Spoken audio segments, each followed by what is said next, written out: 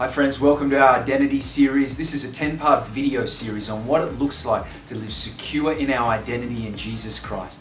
What does it look like to live believing the truth and not the lies? What does it look like to know you're in right standing with God every day, no matter what? I want to encourage you to subscribe to this YouTube channel because that way you will not miss out on any videos in our 10-part series. Now, here's another episode of our identity series. Hope you enjoy it.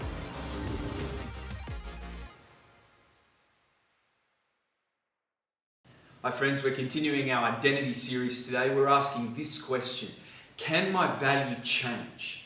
Does my value ever change? You know, I would like to suggest that culture and people can have a tendency to convince us or suggest to us that our value can actually go up and down.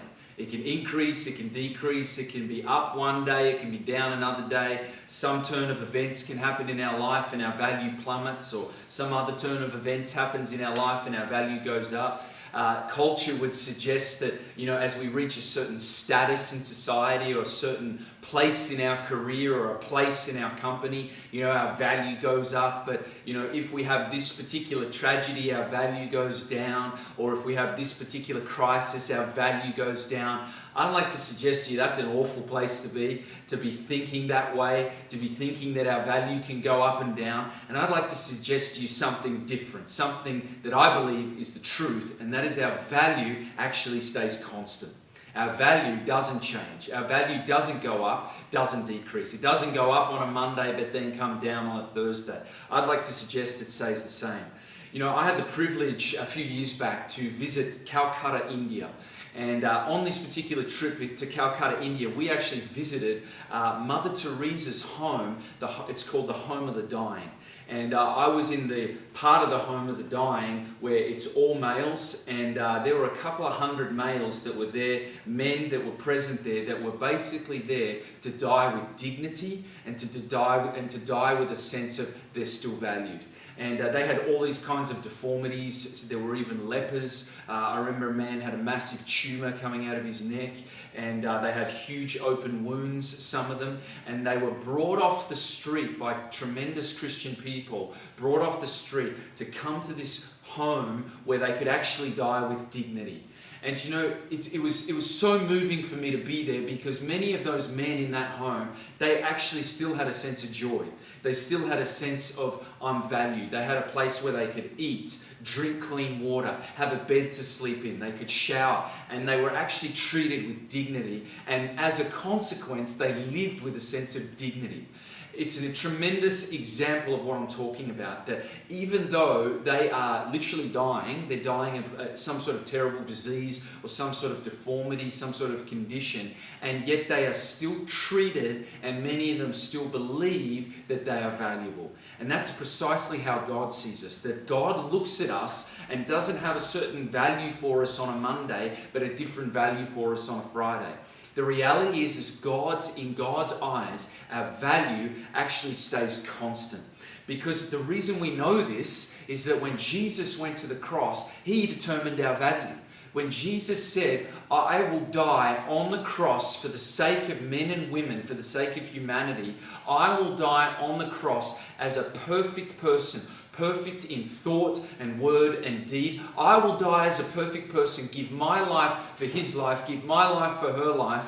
I will give my life for their life. When he did that, he communicated to us that our value was enormous and our value doesn't change. Because also Jesus said that while we were still yet sinners, Christ died for us. God said, while we were still sinners, Christ died for us. So even when we were making mistakes, Jesus was dying for us. Jesus determined to die for us. So even when we were in the midst of major mistakes in our lives, God was saying, I love you and I'll die for you. And God was saying, I'll send my own son for you. So our value does not go up and down determined by our mistakes, doesn't go up and down determined by what sickness or disease or our financial situation, doesn't go up and down determined on our career prospects and our career developments. It stays the same.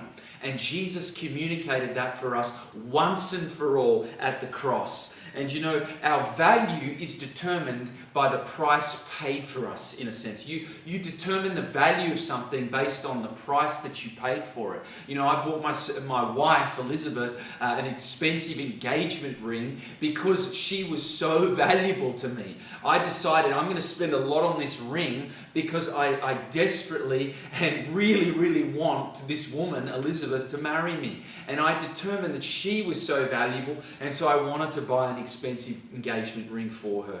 And that is exactly what God said when He looked at you and I. He said, I want Matt King. I want to bring Matt King to myself. I want to bring him to me for eternity. And so I'm going to send my son Jesus to die on the cross. That's the payment for the mistakes that he's made. That's the price that I'll pay to bring him to myself, to deal with the problem of sin that separated him and I. That's what I'm going to do. I'm going to send my own son to die for Matt King, to bridge that gap. And in doing that, God said, Matt King, you are so valuable.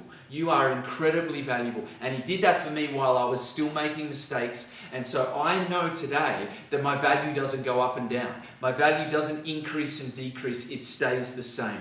What's God's verdict on our value? Invaluable. Cannot measure our value. Cannot even come close to measuring a millionth of our preciousness. And that value is never changing. That value stays the same. So no matter what happens to us in life, no matter what our circumstances are, God determines that our value is constant. It's forever the same. It's forever enormous, immense. You are loved. You are valued forever.